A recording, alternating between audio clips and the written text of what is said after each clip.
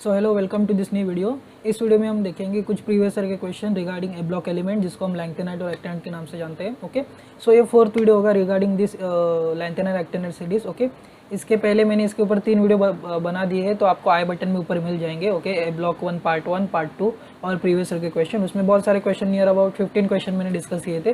तो इसमें कुछ रिमेनिंग बचे हैं, लाइक अभी रिसेंट के कुछ क्वेश्चन, थोड़े पुराने क्वेश्चन, उसको एक साथ करके ये वीडियो मैंने कंपाइल किया है। तो आपको पूरा ओवरऑल आइडिया आपको मिल जाएगा कौन से टाइप के क्वेश्चन आते हैं, क्या थ्योरी है, अगर आप चारों वीडियो एक सीक्वेंस में देखेंगे। तो मेरी रिक्वेस्ट है कि आप पहले पार्ट 1 देखें, पार्ट 2 देखें, पार्ट 3 देखें और पार्ट 4 देखें, तो आपको पूरा आइडिया आ जाएगा ए ब्लॉक में क्या थ्योरी, कौन से टाइप के क्वेश्चन आते हैं और कौन से टाइप के क्वेश्चन जनरल रिपीट होते हैं। और इसमें एक टॉपिक है जो मैंने थ्योरी वाली वीडियो में मिस कर दिया था, वो वीडियो में अभी वो थ्योरी वाला पार्ट में इस वीडियो में डिस्कस करूँगा। ओके, तो let's see first question. Which of the following compound show charge transfer band? Lanthanum nitride, ceric ammonium nitride, manganese acetate and copper sulphate pentahydride. Okay, तो यहाँ पे दिया है कौन सा compound generally charge transfer band दिखाता है। तो इसमें से जो एक्चुअली जो करेक्ट आंसर है that will be your ceric ammonium nitrate. अभी सीरिक अमोनियम नाइट्रेट क्यों दिखाता है? बिकॉज यहाँ पे सीरिक अमोनियम नाइट्रेट, अगर इसकी बात करें लैंथेनम नाइट्रेट मीन्स आपका यहाँ पे लैंथेनम जनरली आपके दिखाता है चार ट्रांसफ़र दिखाने के लिए आपको चाहिए कहाँ से कहाँ चार ट्रांसफ़र होता है। जनरली लिगैंड टू मेटल या फिर मेटल टू लिगैंड होता है। दो टाइप के आपके पास चार ट्रांसफ़र होते हैं, लिगैंड टू मेटल और metal to ligand. Okay, manganese acetate और कॉपर सल्फेट में जनरली डी ट्रांजिशन होते हैं। लेकिन जो सीरिक अमोनियम नाइट्रेट है, जो इसका करेक्ट आंसर है, इसका रीज़न है, अगर हम स्ट्रक्चर देखें सीरिक अमोनियम नाइट्रेट का, यू विल गेट दिस।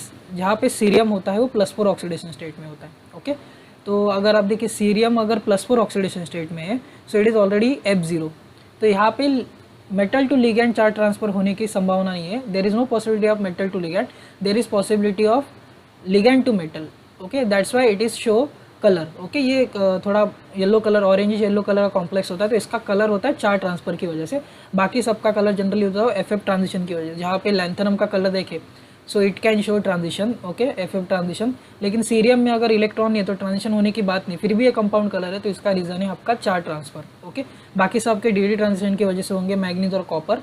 लेकिन सीरिक अमोनियम नाइट्रेट का कलर होने का रीज़न है आपका सीरियम जो +4 में है, it is F0 configuration. Okay, lanthanum cerium तो ऑलरेडी सीरियम +4 में। जनरली लैंथेनाइड्स आर +3 में ऑक्सीडेशन स्टेट में होता है। अगर लैंथेनम सीरियम का +3 ले, इट विल बी F11। अगर उसमें से आप एक इलेक्ट्रॉन निकाल दे, so it will become F0। सो यहाँ से जो कलर होगा वहाँ पे FF ट्रांजिशन नहीं होगा, so it will due to charge transfer from ligand to metal. ये बहुत बार क्वेश्चन आ चुका है, ये मैंने प्रीवियस वाली वीडियो में डिस्कस किया है। So it is example of ligand to metal charge transfer. Okay, so correct answer will be B. तो इस तरह से देखना है। यहाँ पे कंफ्यूज करने के लिए आपको ए ब्लॉक का एक और एलिमेंट दिया, lanthanum nitrate. Okay, that is it has FF electron. Okay, F orbital में इलेक्ट्रॉन है। लेट्स सी नेक्स्ट क्वेश्चन दिया। Among the following statement identify the correct one of a complex of lanthanides ion. Metal ligand bond are significantly ion complex rarely show isomerism, the coordination number is not more than 8। Okay, और magnetic momentum are not accounted even approximately by spin only for majority of lanthanide। तो first देखते हैं first statement correct है क्या। सो यहाँ पे पूछा है मेटल लिगैंड का बॉन्ड आयनिक होता है, विच इज़ करेक्ट। अभी इसका रीज़न क्या है मेटल लिगैंड का बॉन्ड आयनिक होता है? बिकॉज आपका जो F ऑर्बिटल होता है वो S और वहाँ पे आपका 4F होता है और S और P ऑर्बिटल होते हैं।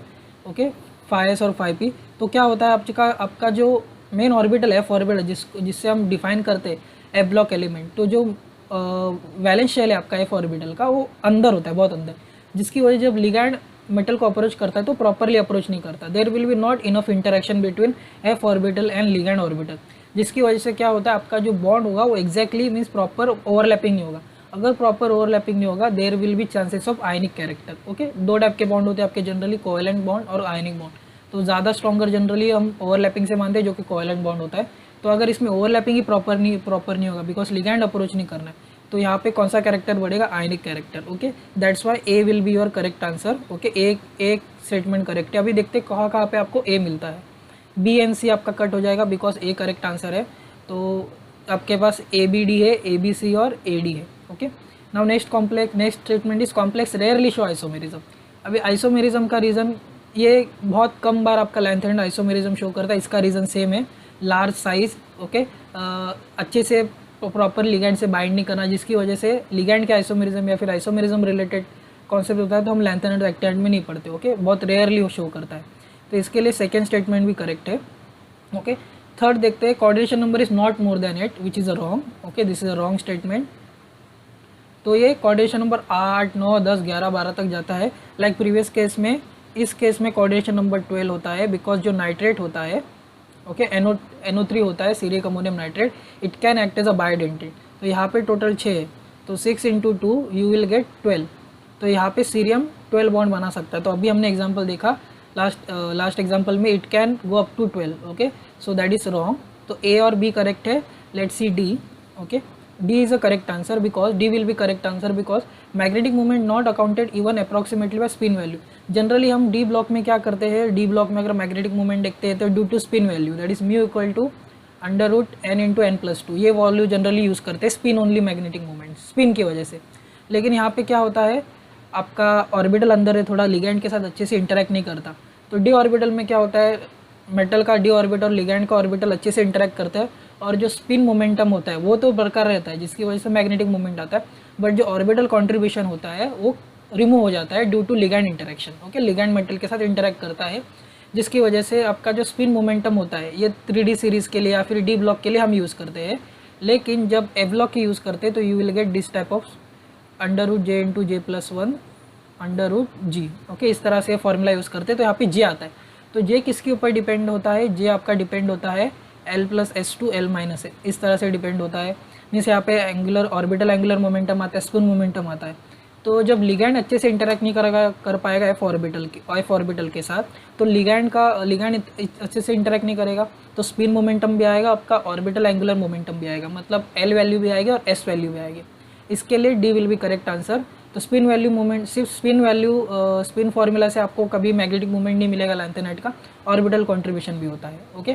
सो that's why the correct answer will be A, that is this, ABD are correct answer, okay. तो यहाँ पे तीनों मैग्नेटिज्म का कॉन्सेप्ट यूज़ किया है, बॉन्डिंग का कॉन्सेप्ट यूज़ किया और आइसोमेरिज्म का मीन्स कोऑर्डिनेशन नंबर का कॉन्सेप्ट यूज़ किया है in this lanthanide question, okay. ये जून 2011 का क्वेश्चन है।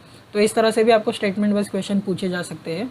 लेट्स सी नेक्स्ट क्वेश्चन, या ये भी लैंथेनाइट के रिलेटेड है। इसमें पूछा है, दो स्टेटमेंट ये है, साइज ऑफ जिरकोनियम और hafnium of similar, size of hafnium is affected by lanthanide contraction. तो रिलेशन पूछा है दोनों स्टेटमेंट के बीच में, 1 और 2 are both correct, 2 is a correct explanation of 1, statement 1 और 2 are correct but 2 is a not correct explanation of 1, 1 is correct, 2 is incorrect, 1 and 2 are both incorrect, okay. जो इसका करेक्ट रीज़न होता वो आंसर है आपका ये फर्स्ट, 1 और 2 are correct, okay. Zirconium और हाफनियम की साइज सिमिलर होती है और इसका रीज़न ही आंसर में दिया है लैंथेनाइट कॉन्ट्रैक्शन। अगर आप देखें आप पीरियोडिक टेबल में कहाँ पे लाया होता है, स्कैंडियम, टाइटेनियम, वेनेडियम, तो जिरकोनियम आपका यहाँ पे टाइटेनियम के बस, और स्कैंडियम के नीचे आपका क्या होता है, ये वाली स्पीशीज़ होती है। कौन सी स्पीशीज़ होती है, इट्रियम होती है, इट्रियम के बाद जिरकोनियम और हाफनियम होता है, ओके। और यहाँ पे जो दो ब्लॉक होते हैं, यहाँ पे एक और होता है, यहाँ पे क्या होता है आपका लैंथेनाइट्स होते हैं, हाफनियम के जस्ट स्टार्ट में आपके लैंथेनाइट्स होते हैं। और लैंथेनाइट में सबसे इंपॉर्टेंट एक प्रॉपर्टी होता है लैंथेनाइट कॉन्ट्रैक्शन में साइड डिक्रीज होता है ग्रेजुअली, तो इसकी वजह से क्या होता है, इसको बोलते हैं post lanthanide contraction effect. Post lanthanide contraction effect means lanthanide की साइज़ के ऊपर भी डिफरेंस करेगा, लेकिन उसके बाद भी जो एलिमेंट है उनके ऊपर भी इफेक्ट करता है। जनरली अगर आप डाउन द ग्रुप जाओगे तो अगर साइज़ बढ़ता है, टाइटेनियम का साइज़ थोड़ा छोटा होगा एज़ कम्पेयर टू जिरकोनियम का साइज़ थोड़ा छोटा होगा हाफनियम। अगर हम रिवर्स बोले, zirconium is greater than titanium, hafnium should be greater than zirconium as compare to size.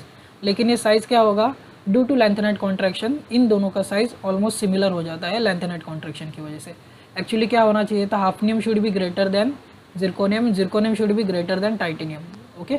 ये तो फॉलो हो जाता है, लेकिन ये फॉलो होना रह जाता है और इनको बोलते हैं हम ट्विन्स, केमिकल ट्विन्स, या फिर हम एलिमेंटल ट्विन्स बोलते हैं। इसको आप जनरली इसमें पीरियोडिक टेबल में पढ़ते हैं। जिरकोनियम हाफनियम का साइज सिमिलर होता है, इसका रीज़न है lanthanide contraction, okay. Because size expected increase होना चाहिए, but due to lanthanide contraction दोनों का साइज सिमिलर हो जाता है, approximately similar, okay. So correct answer is ए।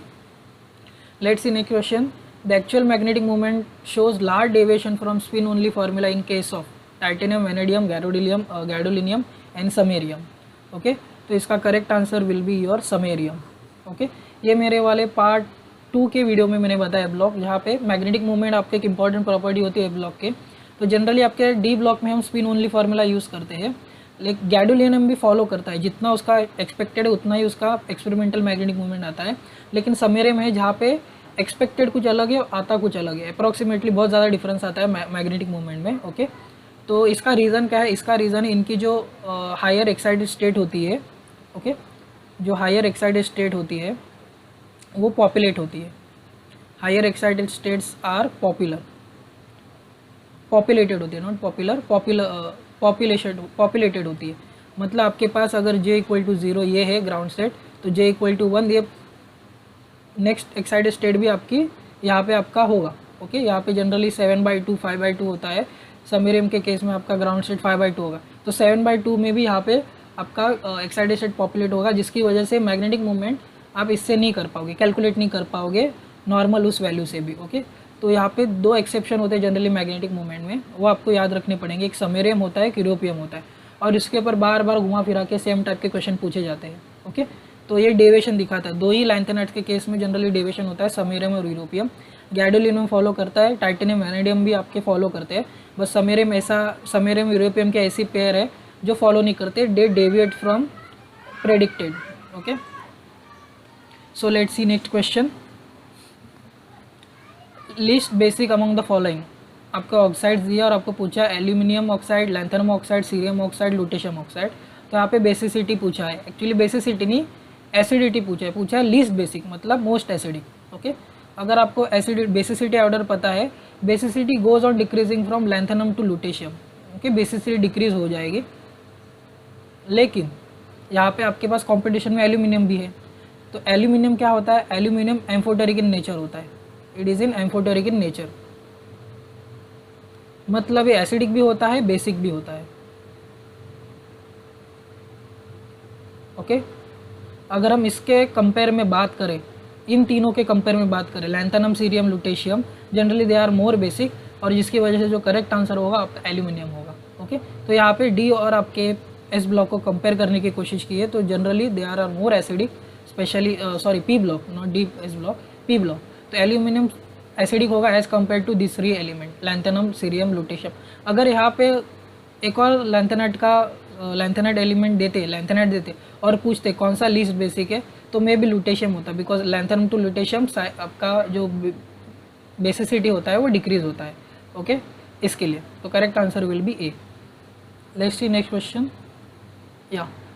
तो या मैच द कॉलम, ये रिसेंट क्वेश्चन है दिसंबर 2018 का। कॉलम ए में आपके कुछ टॉपिक दिए और यहाँ पे आपको आंसर मैच करना है। तो magic number, liquid drop model of nucleus, actinide, threshold energy, right side में दिए nuclear fusion, Q value, radioactivity, shell mode of nucleus. तो ये क्वेश्चन आपका न्यूक्लियर केमिस्ट्री और थोड़ा लैंथेनाइट एक्टिनाइट को मिक्स करा के बना गया है। तो एक्चुअली ये मैजिक नंबर आप लैंथेनाइट एक्टिनाइट के साथ ही पढ़ सकते हैं, जनरल न्यूक्लियर केमिस्ट्री का ही टॉपिक है, लेकिन हम लैंथेनाइट एक्टिनाइट में पढ़ सकते हैं बिकॉज इसके ऊपर क्वेश्चन आते हैं। ओके, पूछा गया इसके ऊपर क्वेश्चन। तो जनरली मैजिक नंबर क्या होता है? मैजिक नंबर होता है आपका इस तरह से, लाइक जैसे हम इलेक्ट्रॉनिक कॉन्फ़िगरेशन देखते हैं 1s2 2s2, इलेक्ट्रॉन्स के energy level 1s2 2s2 2p3 है, उस तरह शेल मॉडल प्रेडिक्ट करता है न्यूक्लियर एनर्जी लेवल। जैसे हम बोलते हैं प्रोटॉन की, हाइड्रोजन की न्यूक्लियर स्पिन हाफ होती है, नाइट्रोजन की 1 होती है, ओके, कॉपर की 3/2, इस तरह से हर एलिमेंट की न्यूक्लियर स्पिन अलग होती है। तो ये प्रेडिक्ट किस तरह से किया जाता है? तो ये प्रेडिक्शन का काम न्यूक्लियर शेल मॉडल करता है, और उस न्यूक्लियर शेल मॉडल से आपके मैजिक नंबर निकलते हैं। अब ये मैजिक नंबर क्या होता है वो मैं थोड़ा देर में आपको बताऊंगा, but the magic number comes from your nuclear shell model. Okay, तो इसका जो करेक्ट आंसर होगा magic number comes from nuclear shell model. तो आप इसको लैंथेनाइट एक्टिव में पढ़ सकते हैं। ये पार्ट मैंने कवर नहीं किया था, but it is necessary, this comes in question. Let's say अगर न्यूक्लियर केमिस्ट्री आपको इतना पता नहीं, आपको लैंथेनाइट्स और एक्टिनाइट्स ही पढ़ के गए हो, तभी आप क्वेश्चन अटेम्प्ट कर सकते हो। देखिए कैसे, आपको लिक्विड ड्रॉप मॉडल पता नहीं लेट्स से, बट एक्टिनाइट्स पता है, और यहाँ पे देखिए एक आंसर डायरेक्टली मैच होता है, जो कि actinides are mostly radioactive. Okay, so जो एक्टिनाइट्स हो गए वो रेडियो एक्टिव एलिमेंट्स हो गए। तो यहाँ पे कौन सा आंसर है जो मैच हो रहा है? A4। तो हमारे पास C कट हो जाता है, B कट हो जाता है, बिकॉज A4 दोनों ऑप्शन में है। Then we have C, actinides are radioactivity कहाँ पे आपका C3 में जा रहा है, मैच हो रहा है। Okay, you have only option that is A, because यहाँ पे C=1 लिखा है। C=1 न्यूक्लियर फिजन नहीं, it is related to radioactivity because most of actinides are radioactive element. Okay, इसके बाद देखते B1 दिया है, मतलब है न्यूक्लियर फिजन में, और जनरली जो थ्रेशोल्ड एनर्जी होती है वो Q वैल्यू के रिलेशन में होती है। इसका करेक्ट आंसर ए है। अगर आपको न्यूक्लियर केमिस्ट्री में इतना भी नहीं पता, आपको एक्टिनेट्स भी पता, और अगर आपने मैजिक नंबर भी पढ़ा है, भले ही मैजिक नंबर न्यूक्लियर केमिस्ट्री का पार्ट है, लेकिन आप लैंथेनाइट एक्टिनेट भी पढ़ सकते हैं बिकॉज ये इसके रिलेटेड ही होता है। पूरे पीरियोडिक टेबल को अप्लाई कर सकते हैं आप इसको। ओके, मैं अभी थोड़ा डिटेल में इसको बताऊंगा न्यूक्लियर शेल मॉडल क्या होता है और मैजिक नंबर क्या होता है। ओके, तो ये correct answer will be A. Let's see next question. ये भी रिसेंट क्वेश्चन है दिसंबर 2018 का। Consider following statement regarding europium 3+। Position of sharp band in UV spectra of complex depend heavily on ligand environment. Ground state term symbol of Europium 3+ is 7F0. Observe magnetic moment due to populated higher J level. देखिए अभी हमने discuss किया था, same type का question यहाँ पे पूछा गया है। Okay, at 2 kelvin magnetic moment approach to 0। Okay, तो यहाँ पे पूछा है कौन से करेक्ट होंगे। तो फर्स्ट स्टेटमेंट अभी हमने देखा था कि जो लिगैंड होता है, सिंस आपका जो ऑर्बिटल होता है 4f ऑर्बिटल, वो बहुत अंदर होता है बिकॉज S और P आपका 4f होगा और यहाँ पे ऑलरेडी 2 ऑर्बिटल होंगे S और P। ओके, S और P होंगे, जिसकी वजह से क्या होंगे आपके शील्डिंग मीन्स जो लिगैंड होगा, जो लिगैंड यहाँ से आएगा वो अप्रोच नहीं कर पाएगा। तो क्या होगा आपका जो इसका मेटल लिगैंड का बॉन्ड बना होगा और इसका स्पेक्ट्रा निकालोगे तो लिगैंड इन्वायरमेंट पे इतना इसका डिपेंड नहीं होता बिकॉज मेटल लिगैंड का इतना अच्छे से इंटरैक्ट नहीं होगा। अगर मेटल लिगैंड का इंटरैक्ट नहीं होगा तो लिगैंड कैसे अफेक्ट करेगा यूवी स्पेक्ट्रा पे। Okay, so first statement will be wrong statement, that is this. First statement आपका रॉन्ग है, ये जनरली इंडिपेंडेंट होता है लिगैंड इन्वायरमेंट पे। ओके, लेकिन डी ब्लॉक में ये उल्टा हो जाता है, लिगैंड के ऊपर बहुत हेवीली रिलाय होता है यूवी स्पेक्ट्रा। लिगैंड आप चेंज करोगे तो आपका हाई स्पिन लो स्पिन का कॉन्सेप्ट आ जाता है।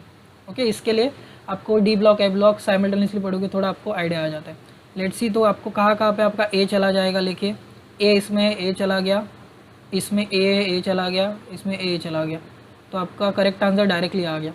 लेकिन हम बाकी की भी स्टेटमेंट देखते हैं, कौन से स्टेटमेंट बाकी के 2 स्टेटमेंट फॉलो होते हैं कि नहीं। The ground state term symbol for 7F0 europium का, तो यूरोपियम में इलेक्ट्रॉनिक कॉन्फ़िगरेशन होता है F6। ओके, हम ये चेक करते हैं कि करेक्ट दिया है कि नहीं 7F0। ऑलरेडी एक ही आंसर है, आपको बस एक स्टेटमेंट से भी पूरा आंसर आ जाएगा, लेकिन we have to make sure that is correct. अभी यहाँ पे क्या आपको टर्म सिंबल आना चाहिए 3 1 2 3 4 5 6 7। तो इसकी ml वैल्यू कितनी होती है, +2 +3 +2 +1 0 -1 -1 -2 -3। इसमें कितने हैं 6 इलेक्ट्रॉन, 1 2 3 4 5 6। अगर इसका हम स्पिन निकालें तो कितना है, हाफ हाफ हाफ, कितना हो गया स्पिन 3। तो 2s + 1 कितना हो गया, 2 × 3 + 1 दैट इज 7। ओके, इसके बाद हम L वैल्यू कैलकुलेट करेंगे। L वैल्यू कैसी होगी, +3 +2 +1 +0 -1 -2 गया, -2 +2 गया, +1 -1 गया, बचा क्या 3। ओके, जब इसके लिए आपको टर्म सिंबल पता होना चाहिए। जब 0 होता है L का value it comes around S term, जब 1 होगा L का value it comes around P, जब L2 होगा D टर्म आएगा, जब F होगा, जब 3 होगी तो वैल्यू आपका F टर्म होगा। Okay, F term when L value is 3, तो आपको 7F मिला, 7F मिला। ओके, F टर्म आ गया आपका। अभी इसके बाद 0 है कि नहीं चेक करते। जब आपका electronic configuration less than half field होता है तो ग्राउंड स्टेट में आपके पास 2 ऑप्शन होते हैं, L+S to L-S वैल्यू होती है, और जब हाफ फील्ड होता है you have to give for L-S। Okay, तो आपका J वैल्यू हो जाएगा, L का वैल्यू 3 है, -S 3 - 3 0, तो करेक्ट है। This statement is also correct, that is B will be the correct statement. Okay, इसके बाद C, observe magnetic moment is due to populated higher J level, जो हमें हमने डिस्कस किया था। आपकी जो नेक्स्ट एक्साइटेड स्टेट होती है इस केस में, ओके, G0 और J1, तो ये पॉपुलेटेड होती है, वहाँ पे पॉपुलेशन होगा एटम्स का, जिसकी वजह से मैग्नेटिक मोमेंट एक्सपेक्टेड से बहुत डेविएट होता है, हायर होता है समेरियम और यूरोपियम के केस में। At 2 kelvin magnetic moment approach to 0 which is also correct statement. So correct answer will be B, C, D are a correct option. Okay, ये आई थिंक 4 मार्क के लिए पूछा गया था, बिकॉज अगर आपको बस एक स्टेटमेंट भी करेक्ट आ गया you will get this right answer. Okay, let's see next question. या ये भी रिसेंट क्वेश्चन है, जून 2019 का 2 मार्क्स का क्वेश्चन था। यहाँ पे पूछा coordination number of gadolinium in GDCl3, okay, gadolinium hexahydrate, okay, gadolinium chloride hexahydrate. तो जो एक्चुअली आंसर होता है जो हेक्साहाइड्रेट फॉर्म में एग्जिस्ट करता है, तो गैडोलिनियम इस फॉर्म में एग्जिस्ट करता है। गैडोलिनियम 6 वाटर कॉम्प्लेक्स 2 क्लोरीन, और यहाँ पे 4 न्यूट्रल करने के लिए आपका एक क्लोरीन होगा। सो जो कोऑर्डिनेशन नंबर होगा इस केस में that is 8। So correct answer will be your 8। Okay, just आप अगर आपको इंश्योर करना है कि ये करेक्ट है कि नहीं, you use go on Wikipedia, जिस टाइप और गैडोलिनियम हेक्साहाइड्रेट, और आपको आंसर मिल जाएगा। यहाँ पे आपका वाटर एक होगा, 6 और वाटर कॉम्प्लेक्स होंगे, उसमें 6 वाटर मॉलिक्यूल होंगे और 2 क्लोरीन होंगे, और एक क्लोरीन एज अ 4 न्यूट्रल करने के लिए आउटर स्पेयर में रहेगा। Okay, so correct answer will B this, 8 is a coordination number. Okay, let's see next question. या अभी मैंने बताया था मैजिक नंबर के बारे में बात किया था कि मैजिक नंबर क्या होता है, न्यूक्लियर शेल मॉडल से निकलता है। तो मैजिक नंबर क्या बताता है जनरली? मैजिक नंबर बताता है कि अगर आपके न्यूक्लियस के बारे में बताता है, what magic number tells about, अगर आपके पास 2, 8, 20, 28, 50, 82, 126, अगर आपके न्यूक्लियस में प्रोटॉन नंबर या फिर न्यूट्रॉन नंबर इन नंबरों में से कोई है, तो वो आपका एलिमेंट, वो न्यूक्लियस स्टेबल होता है। ओके, जनरली अगर हम मान लें अगर हमारे पास प्रोटॉन 2 है, इट विल बिकम हेलियम। अगर हमारे पास प्रोटॉन 8 है तो क्या हो जाएगा, ऑक्सीजन हो जाएगा। अगर 28 बिकम कैल्शियम, और they are generally stable element. Okay, stable element तो स्टेबल होंगे। लेकिन इसके साथ एक और कॉन्सेप्ट आता है double magic number. Double magic number क्या बोलता है, जब अगर आपके पास न्यूक्लियस में जनरली प्रोटॉन या न्यूट्रॉन के, अगर आपके पास न्यूट्रॉन इस नंबर पे, they are exceptionally stable element, generally decay नहीं होंगे। अगर आपके पास प्रोटॉन न्यूट्रॉन नंबर दोनों भी मैजिक नंबर है, it will become exceptionally more stable. Like अगर कैल्शियम 40 की बात करें, कैल्शियम 40 में क्या होगा, 20 प्रोटॉन्स होंगे और 20 न्यूट्रॉन्स होंगे। तो यहाँ पे दोनों मैजिक नंबर आ गए, 20 इज़ द मैजिक नंबर, तो एक्सेप्शनली स्टेबल है। यहाँ पे प्रोटॉन भी 20 है, न्यूट्रॉन भी 20 है। ओके, तो यहाँ पे क्या होगा, जो कैल्शियम होगा एक्सेप्शनली बहुत हाईली स्टेबल होगा, जल्दी से डीके नहीं होता। तो ये न्यूक्लियर केमिस्ट्री और रेडियो एक्टिविटी के रिलेटेड है कि अगर आपके न्यूक्लियस में, अगर न्यूक्लियस आपके पास न्यूट्रॉन्स अगर ये नंबर के हैं 2, 8, 20, 28, 50, 82, 126, तो एलिमेंट स्टेबल होता है, जल्दी से डीके नहीं होता। ओके, तो लेट्स सी कहाँ पे आपका जो करेक्ट आंसर है, देखिए पूछा है set among the which contain all number are magic number of nucleons. Okay, तो करेक्ट आंसर क्या होगा इसका, correct answer will be A, because यहाँ पे 20 है, 28 है, 50 है और 126 है। ओके, यहाँ पे 50 है लेकिन 80 नहीं है, this is not 80 is not a, यहाँ पे क्या है 180 पूछा है, तो 180 जनरली नहीं होता। ओके, यहाँ पे 24 है, तो सब में 3 करेक्ट है लेकिन एक गलत डाल दिया। Okay, so correct answer will be A, और दैट इज़ आज for 4 mark. I think June 2019 में 4 मार्क मैजिक नंबर के लिए पूछा गया था। अब ये मैजिक नंबर किससे आया, न्यूक्लियर शेल मॉडल से है। तो न्यूक्लियर शेल मॉडल इस तरह से दिखता है, जैसे 1s2, 2s2, 2p, 3s, 3p, 3d होता है, उस तरह न्यूक्लियर शेल मॉडल में भी जो हम न्यूट्रॉन्स पुट करते हैं, ओके, उसके भी अलग अलग लेवल्स होते हैं। तो आपका फर्स्ट, आपके जब न्यूट्रॉन्स पुट करोगे जिससे आपका न्यूक्लियर स्पिन निकलता है,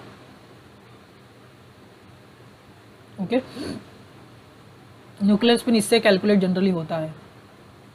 ओके, तो फर्स्ट आप यहाँ पे पुट करोगे, you will put in this, then this, then this and this, this. Okay, तो 2 यहाँ से आया, 8 कैसे आया, देखिए 4 प्लस,